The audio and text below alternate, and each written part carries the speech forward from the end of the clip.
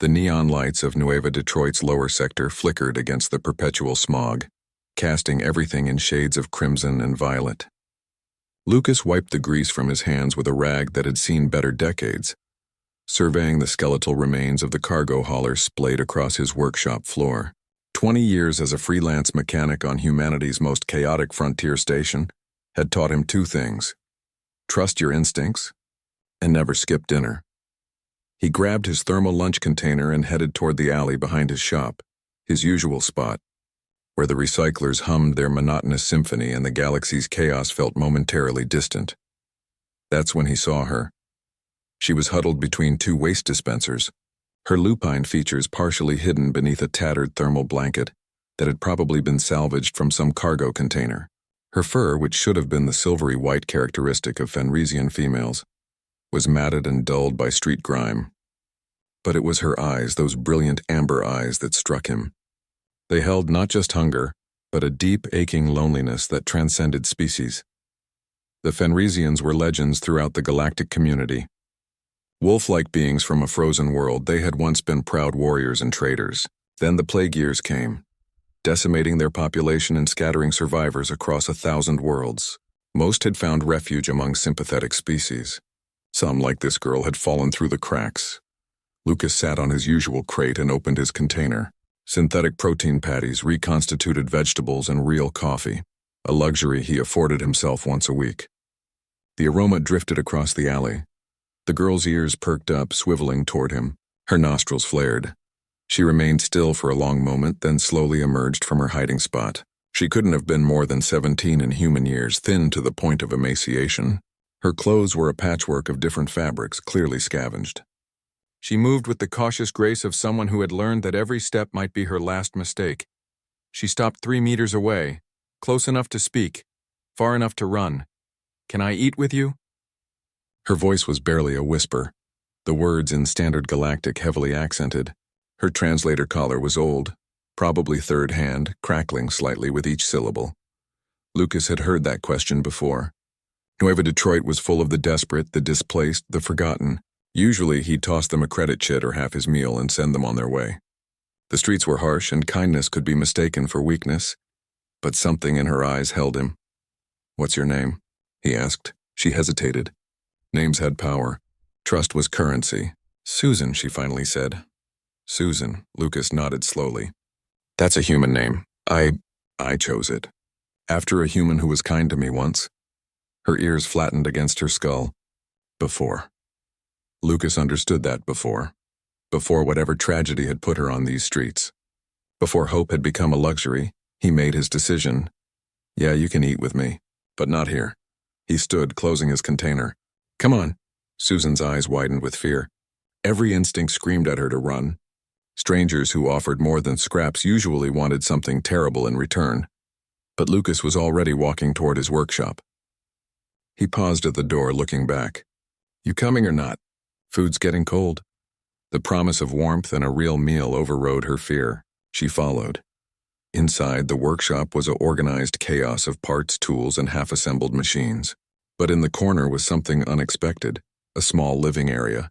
A kitchenette, a worn couch, a bed behind a privacy screen. Lucas lived where he worked. He gestured to a small table. "Sit." While she perched nervously on the edge of a chair, Lucas opened his cooler and pulled out more food. Not just his dinner, everything he had. Protein packs, fruit rations, even a sealed package of real meat he'd been saving for a special occasion. He prepared it all, heating what needed heating, arranging it on 2 plates. Then he sat across from her. "Eat," he said simply.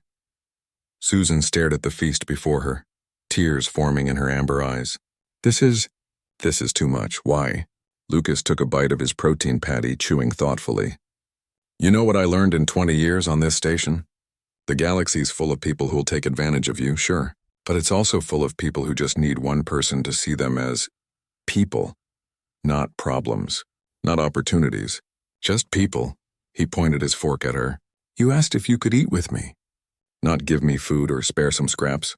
With me. Like equals. Like I was someone whose company mattered." He smiled slightly. "Been a long time since anyone asked me that." Susan's tears fell freely now, cutting clean tracks through the grime on her face. She picked up a piece of real meat with trembling fingers and took a bite. The taste, the taste of actual food after months of nutrient paste and garbage, overwhelmed her. They ate in companionable silence for a while. Then Lucas spoke again. "What happened to you?" The story came out haltingly. Susan had arrived on Nueva Detroit with her pack family 3 years ago. They'd found work on the docks. Then the syndicate wars started, one of the endless gang conflicts that plagued the lower sectors. Her family had been in the wrong place at the wrong time. She'd survived by hiding, been alone ever since, 17 human years old, an orphan on a station that ate the weak. "The other shelters," she said quietly, "they don't take Fenrisians. Say we're too dangerous, too unpredictable." She laughed bitterly. "I can't even afford the hunter license that would let me work legally." Lucas leaned back in his chair, studying her. An idea was forming, possibly a stupid idea, but he'd built his entire life on those. "You know anything about starship mechanics?" Susan blinked. My father taught me some. Before. Tomorrow morning, 600 hours, there's a transport captain named Rodriguez who owes me a favor." "Big favor." Lucas stood, moving to a storage locker. He pulled out a clean jumpsuit, a hygiene kit, and a blanket. "Tonight you sleep on that couch. Tomorrow you clean up, put this on, and I introduce you as my new apprentice." Susan stood so quickly her chair fell over. "I can't." "I have no money to pay you." I'm not asking you to pay me," Lucas interrupted. "I'm offering you a job. Apprentice wages, it's not much, but it's legal, documented, and it comes with a place to sleep until you can afford your own." He met her eyes. "In return, you work hard, learn fast, and someday when you're a successful mechanic and some desperate kid asks if they can eat with you, you say yes." Susan couldn't speak. The emotions were too large, too overwhelming. For months she'd been invisible, a ghost haunting the station's dark corners. And now this human, this stranger, saw her, really saw her. "Why?" she finally managed. "Why would you do this?" Lucas smiled, and it was warm and genuine. "Because someone did it for me once. I was 16, fresh off a colony ship, parents dead from reactor failure. Old mechanic named Chen gave me a chance when nobody else would." He picked up her fallen chair, setting it right. "Humans have a saying. Humanity isn't just a species. It's a choice. Today, I'm choosing to be human. Tomorrow, maybe you'll make the same choice for someone else." Susan wiped her tears with the back of her hand, her tail, which had been tucked tight against her legs, slowly beginning to wag. "I won't let you down. I know you won't." Lucas handed her the supplies. "Bathroom's through there. Get some sleep. Tomorrow we've got a hauler to rebuild." As Susan disappeared behind the privacy screen, Lucas returned to his dinner. Outside, Nueva Detroit continued its chaotic dance of commerce and crime. But inside this small workshop, something rarer than any precious metal had just been forged. Hope. 3 months later, Susan would assist in repairing the governor's personal shuttle, earning a commendation. 6 months later, she'd pass her journeyman certification. A year later, she'd open her own small shop in the mid-sectors.